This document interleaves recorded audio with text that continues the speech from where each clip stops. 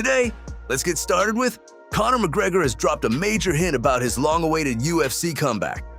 In a now-deleted post on X, McGregor revealed that he has been offered both an opponent and a date, and he's already said yes. McGregor wrote, "I have been offered an opponent and a date, and I accept. Waiting on my contract." The coach of Khamzat Chimaev has opened up about two of the biggest potential matchups in MMA as showdown, with Islam Makhachev and a super fight against Alex Pereira. According to Chimaev's coach, a fight between Khamzat and Islam isn't just about rankings or belts, it's deeper than that. He said, "They respect each other, they know each other, but they don't train together. It also involves religion, which is very important in their culture. I don't think it would actually happen. It would be easier for Khamzat to move up than to go down." When it comes to a potential clash with Pereira, Chimaev's coach believes it would be a massive fight, but not necessarily a smart one for the Brazilian.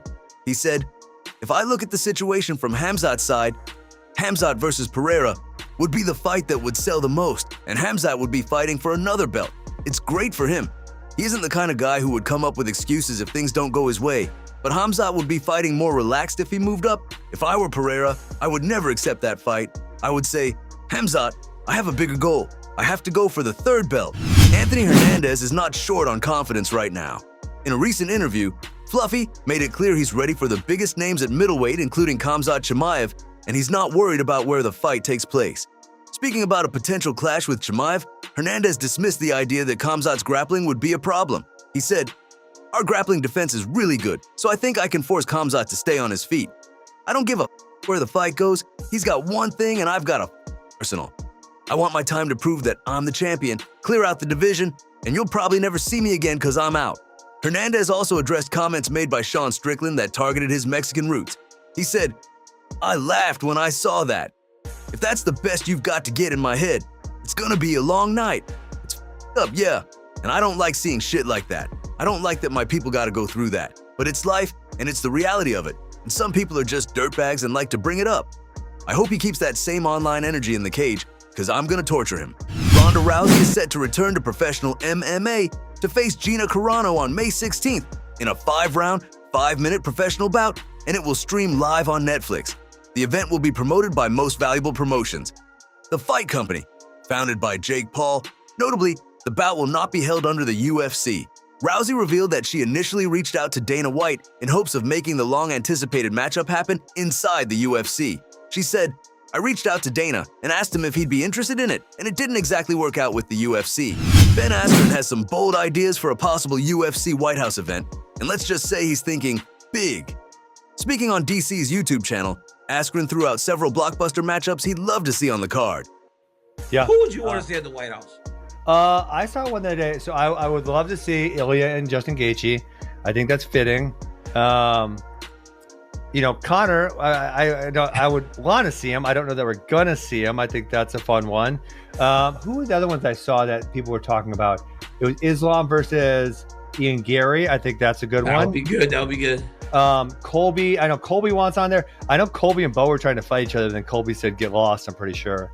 Well, because you saw they got in that fight at RAF, right? Oh, that was so funny. Yeah, so then apparently they were going to fight, and then apparently they're not.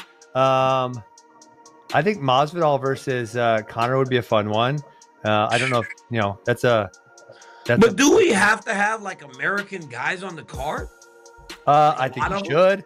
It's our freaking birthday, Daniel. 250 years. Oh, I understand. You know what we need to do? Like, I know. Also, I got an idea. You literally listed one American, Justin Gaethje. Damn it all. Oh, I screwed up. All right, you know what we need to do? We need a bunch of Americans beating up a bunch of British people, because that's how that all started 250 years ago. Tell me that's not an idea. That's the way to go. But that's the way to go. You don't know if it's going to happen that way, because the British fighters are so good now. No, they're not. We could beat them all up. I should suggest that I'll text Trump. I'll tell him, hey, Trump, 250 years ago, I don't know if you remember this one, we kicked the British ass and sent them packing, and then we took over this whole country here. Why don't we just do it again for 250 years? You're going to piss off so many people. It's like you just cannot help yourself. Hey, we'll throw some tea in the Potomac while we're at it. Good this old dude Potomac. just Boston cannot help Let's himself, do it. bro. No taxation even, without representation. People can't even feel good for you because you're just Ben. You can't help yourself.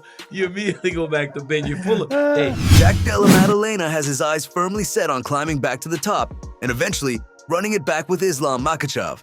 Speaking to FightWave, JDM made it clear that the long-term goal is reclaiming UFC gold and testing himself against the new wave of contenders. Yeah, my goal is obviously to go back, retain the world. I want to get the world title back. Yeah, and also just challenge myself against these guys, you know, all those new contenders, really find out who the best is. I believe I can reign supreme, and I'd love to get the shot at Islam again. That'd be the dream.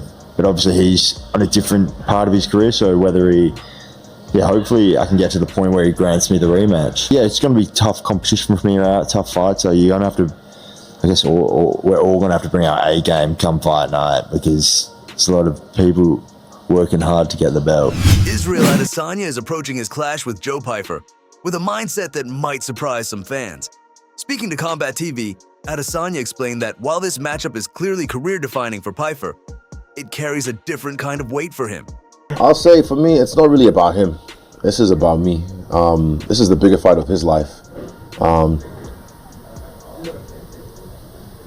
It's the biggest fight of my life in another aspect, not in the way for him as it is for me. Because I've been sitting at the top, still at the top, you know. I'm doing more than a lot of guys who are even champions, you know. But yeah, for him, this is a moment that he has to really lock in. And this is a moment that I have to really lock in as well, but not for the same reasons. So yeah, I welcome the challenge, and I'll make sure the best man wins. Javier Mendez believes Jon Jones should exclude it from GOAT debate. Speaking on the Ahmad Mahmoud show, Mendez compared failed drug tests in MMA to Olympic athletes losing their medals after being caught cheating. I think the number one for me at the moment is Islam Makhachev, and I think the GOAT for me is Khabib, and I would put Jon Jones in that category, but I can't because of you know, you paid the price, you lost your prize, you know, like any sport, right? If you're caught doing something you shouldn't have been doing, how can you be considered at the top of the league? I mean, if this is a true sport, and a true sport, you cannot, even though you are, you cannot put that person ahead. You know, how many people have won Olympic gold medals and then they find out that they cheated one way or another and they got the Olympic gold medals taken away from them? Well, if it's true for any other sport, it should be true for MMA too. So that's the only reason why I don't consider him the greatest. I do consider him one of them, even though, but I would have considered him the greatest of all time for damn sure. Yes, 100%. What's Sean O'Malley has weighed in on the current state of the heavyweight division, and he doesn't sound convinced things are stable. Speaking on his podcast, O'Malley suggested the division hasn't been particularly exciting lately and hinted that the UFC may be pressuring Tom Aspinall behind the scenes. Before we continue, help us reach our goal of 1,000 subscribers here on MMA Explorers. Hit that like and subscribe button so you don't miss our daily MMA content. The UFC asked Tom Aspinall to vacate the title until he was ready to go. And he said he'd be willing to vacate the title as long as they released him. It's so weird. Heavyweight division and heavyweight boxing. Baddest man on the planet. Just the scariest division known to man. And yeah, it's been weird the last few years. Like the heavyweight division's just kind of been not super exciting, not super interesting. You got Tom Aspinall. I mean, Jon Jones is pretty much done. DC retired. DC was fun. Like, yeah, the division's just not that fun. I saw someone saying get rid of it or whatever, but it's a matter of time. It's a matter of time before like just these stars start coming up. There's so many guys like me that are 265 that are just barely, you know, and big fuckers. 6'6". It's gonna be fun. Yeah. The division's gonna be fun. We're going through a little lull, but what goes down will bounce off the fucking floor like a trampoline and go back up. So we're gonna get that shit popping. I don't even know what to say. That sucks, man. Sure, because he's a little bit older too. It's not like he's got like a ton of more years and he's dealing with this, and then so you got to get back to sparring, and then how do you still have the same, the same mentality? Mentality. That's tough. I mean, they want him to vacate the belt, which I get. He said he'll vacate if they release him. God, it's just like, if they release him, Tom Aspinall's gonna go box. Like who?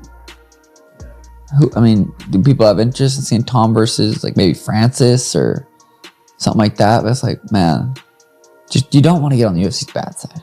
Not that he is. I don't mean it sounds like they're going through it, but I don't know, man. Let's wrap it up for the day. Thanks for watching.